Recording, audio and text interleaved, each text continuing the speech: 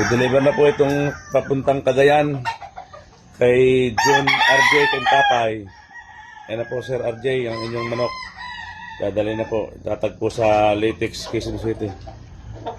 Dadalhin po ang inyong manok na ngayon. Tatagpo sa bank. Bali 5 manok po ito. Itawagan mo muna yung driver. Sabihin mo antayin ka. Nag-delay ka mo ng konti. Sa loob na kamo ng parking ng Jollibee ko antayan. 5 manok.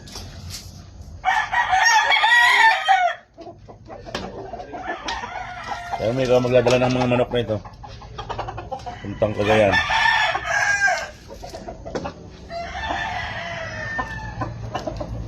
Kay Sir RJ Kentapay ng Cagayan Valley in Rail Cagayan. Nasa ibang bansa po siya ngayon. Online kami ang transaction po namin. Sir RJ, ito na po ang inyong mga manok. 5 kak.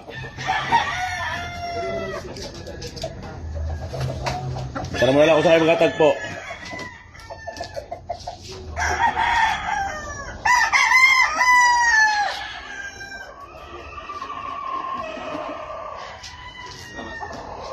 Saan daw ka magkatagpo? Sabi mo, antayin-antayin ka na lang at medyo madidelay ka. Di ba dito yan? Ano si... Wala pa kayong traffic kayo sa Maynila? Wala pa kayong traffic?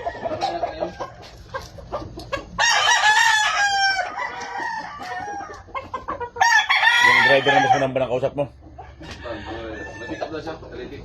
Sa? Nag-pick up siya. Sa Latex? Kasi pumantayin ka na lang doon. Kaya patuka ko na naman yan kanina. Pinasiguruhan ko na nga patuka kanina para ako hindi magutom. Layo niya. Cagayan Valley pa ang dala niyan. Kay Enreli Cagayan. Yan po ulit ang ating rider. Si John Paul. Bali 5 yan. Wala, umurong yung pandakan. Bayad ako. Ay, hindi ko alam doon. Baka kulang pambayad pa. 2 sana yun.